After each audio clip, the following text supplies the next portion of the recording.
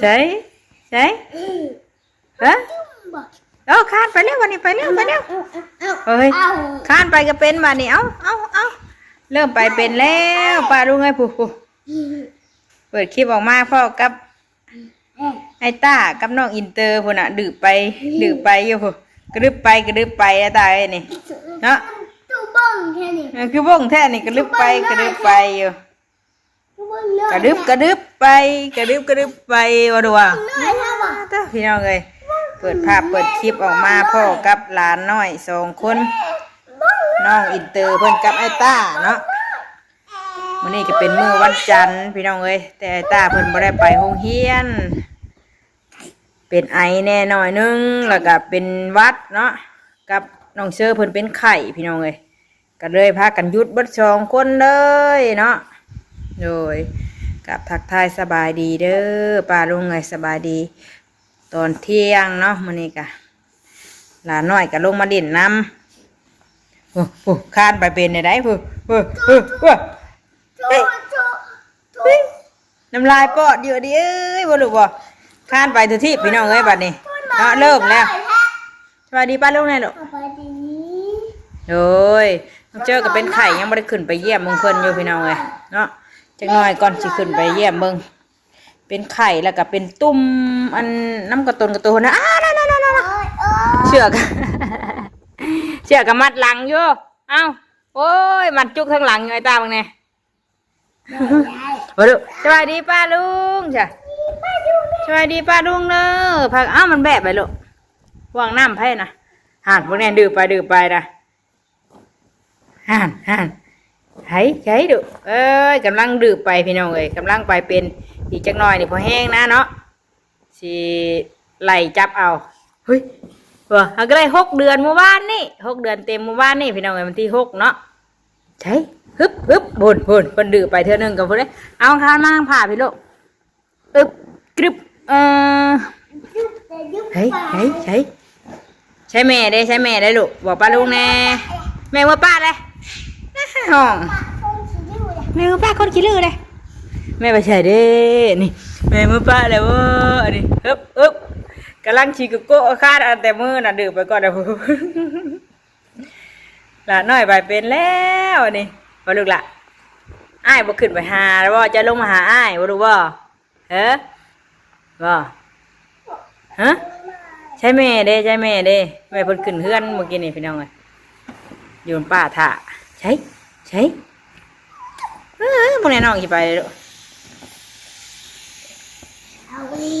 ใช่ระวังรูปเด้ออึบพูดโกะได้สิไปเป็นแล้ววันนี้ฮึบมาลูกเบิ่งไงกิ้งไปแหมวะกิ้งไปแหมอย่าทำอะไรบอกไม่ให้ดอกเช้าเริ่มอื่นไปเฮียนเริ่มอื่นเด้อไปเฮียนแล้วหยุดวันเสาร์วันอาทิตย์กับวันจันทร์เมื่อนี้ก็ไม่ได้ไปใช่แล้วล่ะเดี๋ยวน้องไว้ชุดน้องผมมีหมู่อยู่เพื่อนเพิ่นกับ2 คนกับแม่พี่เดียวเลยลงมาดินน้ำป้าดินน้ำอ้ายเนาะอ้ายไปเฮียนเลยมาดินน้ำอ้ายมันนี่โอ้ปากกินยังนี่ฮะปากเปื้อนแน่นี่มาดูละเสือโอ้ยเสือหลานน้อยเสือน้องเชื่อได้นี่เสือเชื่อเอาให้ได้นี่ว่าเสือต่อจากเชื่อเพิ่นพี่น้องเลยเพิ่นมัดหลังจุกหลังอยู่อ้าวดื้อไปเลยฮะข้านผ่าปูไว้นี่มาป้าย่อขึ้นมานี่ลูกปีนอีกเลยไว้ที่เราหันที่ดอกเพิ่นน่ะไล่อ้ายบ่เนี่ยแบบได้บ่ลูกน่ะเป่าได้ไหมไอ้เตอร์ก็เลิกเฮียนแล้วพี่น้องไปดินสิได้เฮือนป้าอะไรเมื่อกี้นี่ส่งเสือมาแก่แม่ยังบ่ได้ซักให้อยู่เอาไว้ให้อ้ายลูกส่งอ้ายนี่ได้แม่ไปซักให้จังน้อยก่อนเฮ้ยไม่ได้อ้ายนะอาจารย์เอ๋นี่ดื่มไปไว้ดิเป่าไว้ไหนเป่าเลยเป่าไว้ไหนใช่เป่าเนาะมีลมอยู่บ่คนจะจอยนี่ข้าวหน้ามันไม่สิกินบ่กินข้าวว่านี่กินข้าวชง3 ค่ำแล้วเลยไม่ได้กินข้าวเลยโอ้ยมื้อนี้จะกินหรือบ่มื้อนี้กะบ่ ยนายน้อยมื้อนี้อ้ายเป่าน่ะบ่มีแห้งแน่คนบ่กินข้าววะต้องกินข้าวจังเป่าด้วยเนาะเห็นบ่ไอ้ตาเป่าน่ะน้องก็เบิ่งได้เป่าดู แต่มันเริ่มขึ้นเลย เริ่มขึ้นได้อึ๊บเอาเป่าใหญ่คำเป่านี่ขึ้นก็เก่งแน่นี่นี่เบิ่งบ่มีลมนะเฮ้ยบ่เป่าอย่าลูกว่าสูบมาเมื่อยนะฮะน้องเบิ่งเลยเบิ่งว่าเป็นกองนี่ แต่สีได้เลย เป่าด้วยให้น้องเบิ่งกับน้องเบิ่งนี่เบิ่งว่าจ้ะไอ้เป็นกล้องหน้าผู้เบิ่งอ้ายอยู่บ่เบิ่งอ้ายปากปุ๊กว่าสบายดีป้าลุง สวัสดี สบายดีเด้อเนาะเฮ้ยอาบน้ำนี่ผมยังบ่แห้งอยู่ป้าซาผมเอ้าไปกี่ได้แห้งอุ้ยเย็นแม่มกี่ได้เด้อนี่กี่ได้แท้นี่ฮะหัวเฮ้ยน้ำลายดินน้ำลายโปะๆดูใช่เบิ่งดูหะอันนั้นน้องเ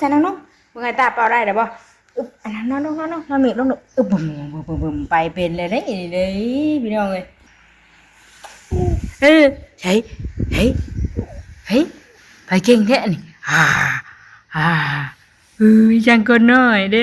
จังก็น้อยไปเป็นนี่เด้ค่อยบ่ไอ้ตาผมไปนั่งกับน้องลูกไปไอ้เป่าผมไปเบิ่งหาปลาดุงเบิ่งดูหาเป่าได้เด้อบ่เฮ้ยเบิ่งหานั่งลงดูหาโอ้ยพอแล้วด้วยหน้าแดงหน้าดำก็ยังมีลมอยู่น้องจะไปคาดไปเอาอะไรปุ่นดื่มไปไว้ชักฮะใช่อึ๊บก่อนกดเดี๋ยวอึ๊บไปเร็วห้องอันนี้อ่ะอันนั้นป่าเนี่ยอ่ะนี่อ่ะมาเอาเด้อมีบ่มาดินแน่มื้อนี้เนาะแม่เรามาฮอดมื้อนี้แล้วแม่น้องมีเพิ่นพี่น้องเอ้ยมาแต่ฝั่งไทยเราขึ้นรถกระแตมื้อวานนี่แล้วฮอดได้มื้อนี้มาแล้วบ่เดินได้ใด แต่สีเปล่าได้เลย เก่งแง่นี่มาฮอดได้ไปจ้านอนไปต้อนขนมไทยนะแม่มีแล้วนี่ไปบ่อินเตอร์เอ้ยไปต้อนขนมบ่ลูกโยมสายเสือป้าตัดออกเมื่อกี้นี่โยมเสือนะมันขาดมันนี่ สบายดี ลุงมาเลยลุงมาที่ไหนนะเดี๋ยวสบายดีบืนไปเป็นเป็ดเลย บืนเล่าน่ะแพ้ใช้ขี้มูกไว้ร้านเนี่ย เป็นเด้อกินยังคือเป็นขี้มูกกันนี่ เป็นวัดเป็นไอเนาะไม่ได้คนเป็นไข่ลายพี่น้องเลยไผก็เป็นวัดเป็นไข่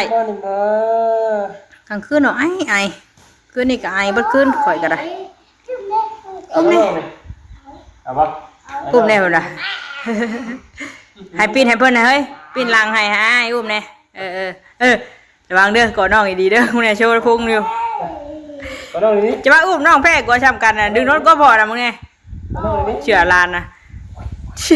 เบิ่งดุเด้อ ดี ว้า ไอ้ก็ดี ประดิษฐ์บ่แพ้อ้ายนะบ่แพ้เนาะน้องนี่นะแม่บ่แพ้มันดื้อตัวอู้บ่แพ้ มาได้เลย อยู่บ่ ล้มบัดนี้เนาะ อยู่แม่เด้ ล้มพี่น้องเอ้ยสองมือฮ้อนแล้วบัดล้มมามื้อนี้ แม่เขาว่ามาได้เลยด้วยเล่าหอได้ เลยว่าบ่ เอาน้องเลยเอาน้อง เพิ่นบ่เคยเห็นแต่เพิ่นย่านนะพี่น้องคำบ่เคยเห็นภายในบัดนี้บัดเห็นน้องจ้อยมาผัดอุ้มผัดบ่ได้ย่านแล้วเด้บ่เจ้าบ่ได้ย่านบ่น้องจ้อยลูก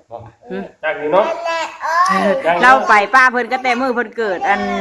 ได้2มื้อบ่วันที่6ที่7ที่8ที่9 2มื้อที่3ก็ไปป้าลาดว่าจะได้6เดือนเด้ยังจื้อได้อยู่บ่น่ะจุเอ้ย อยู่เนาะจุ๊บ แล้วอยู่นำเพิ่น2มื้อนึงมื้อที่3แล้วก็ไปป้าเลยใช่เพลงกันอยู่ใช่มีบ่มาดินเลยวันนี้ว่ะพ่อแม่เพิ่นสิมาแล้วบ่มาดินเลยว่ะมาฮอดแล้วบ่เดือนนั้นได้เอ้าถึกตีได้นะพ่อ มันตากินเท่าน่ะ ก็ดีเนาะเพลงบ่ลูกน้องน้องก็บ่มีหมู่เอาพ่อเอาแม่ลบนะ จุ๊บ แม่ยังบ่มาอยู่แม่น่ะแม่แกงไม่บ่แม่ให้กินบ่ ไปทางนี่ชื่อให้ แล้วบ่อยู่ใส่แกงเฮ็ด ไม่บ่ แล้วบอกให้เอาอันนั่นมาใส่แกงหน่อไม้อยู่ มองไปอย่างเงี้ยกินจะกินก็ไม่ใช่ จ แกงเฮ็ดบ่เปล่าอีกแล้วว่าจอยนี่เอาปลาแดกมาให้เราก่อนจ้ะปลาแดกให้เราใส่แกงน้ำใหม่ก่อนแกงน้ำใหม่อีกแล้วเนาะพ่อแม่พี่น้องเพิ่นสิว่าอีกแล้ว จะแกงแต่น้ำใหม่อ้าวก็กดมันเยอะนี่บ่จุ กินช่างเป็นขี้มูกนี่ เป็นวัดได้เช็ดมือแล้วนี่ระวังเด้อระวังหัวปวดไปหันเด้อดื่มไวๆได้น่ะ อีกจักเดือน2 เดือนเดี๋ยวแห้งยันนั่นยามลำหน้านี่กินงออยู่พี่น้องเอ้ยเพิ่นสิไปเป็นพอแห้งแล้วเอาคนแห้งเมื่อยได้หั่นเนาะเอาให้คนแห้งเมื่อยกูเฮ็ดเวียกแล้วเฮ้ยหัวหั่นได้ดอกนี่น้อยยังหั่นได้นี่น้อยเคยตาดมึงแน่ดื่มไปนั่นจนสิชุดผ้าเอาเบิ่งร้านทาเด้อไปเอาอันนี้ให้แม่แล้วก่อนเอาน้ำไม้ไปให้เอาอันนี้ประเดกไปให้แม่แล้วก่อนแม่เพิ่นอยู่เฮือนป้าผู้แกงน้ำไม้บ่แกงน้ำไม้อีกแล้วเนาะเฮ้ยเดี๋ยวบ่ได้ย่านได้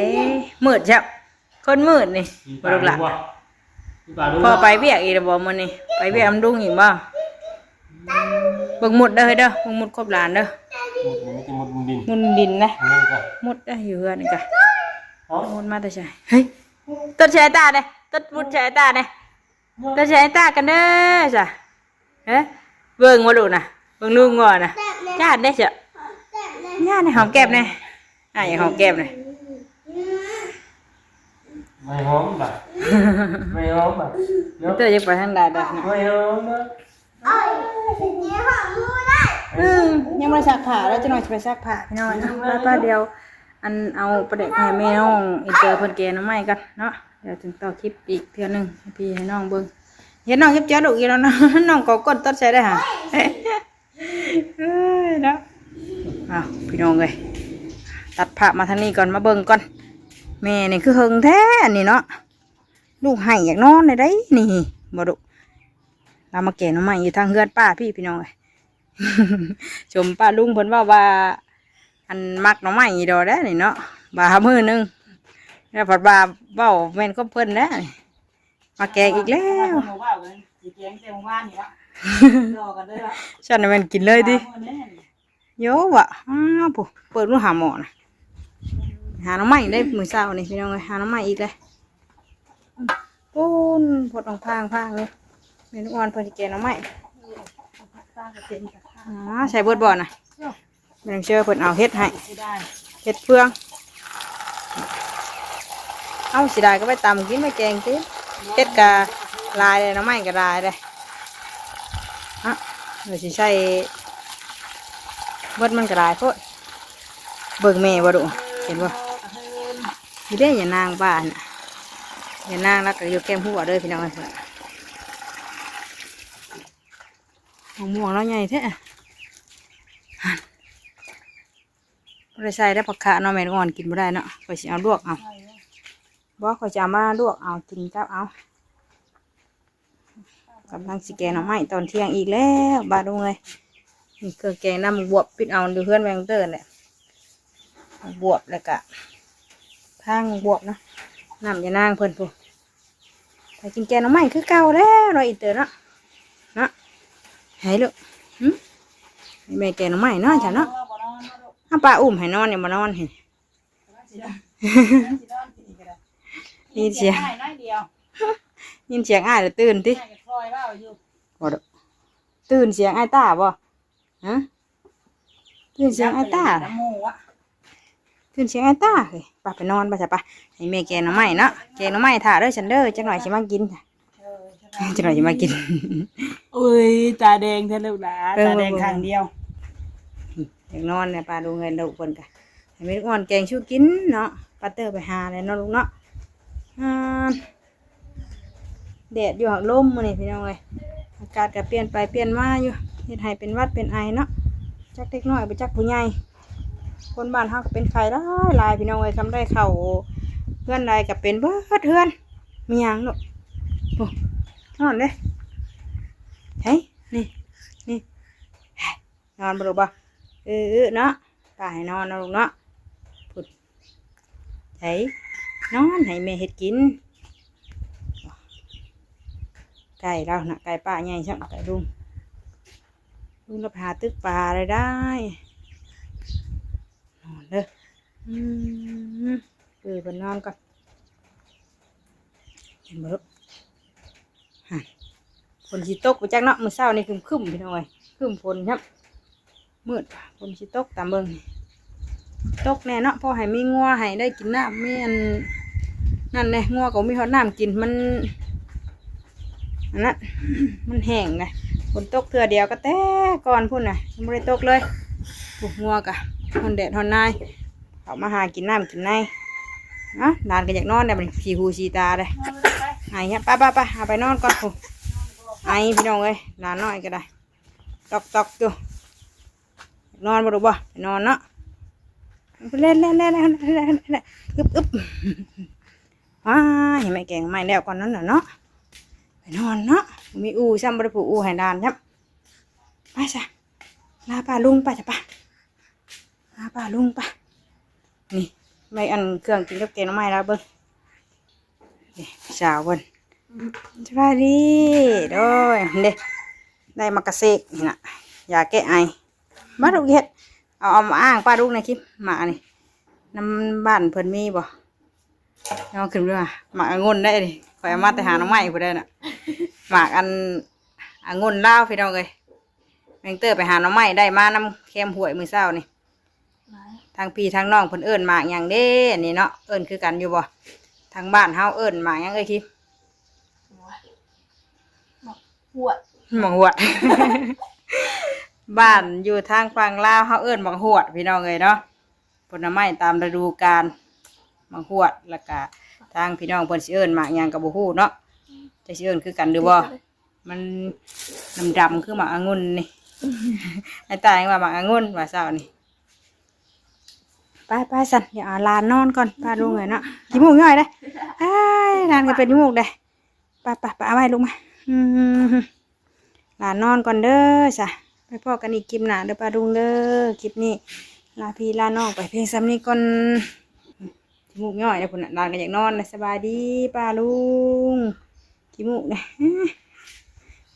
ไปแล้วสบายดีเด้อพี่น้องไปพอกันอีกคลิปหน้าเด้อสบายดี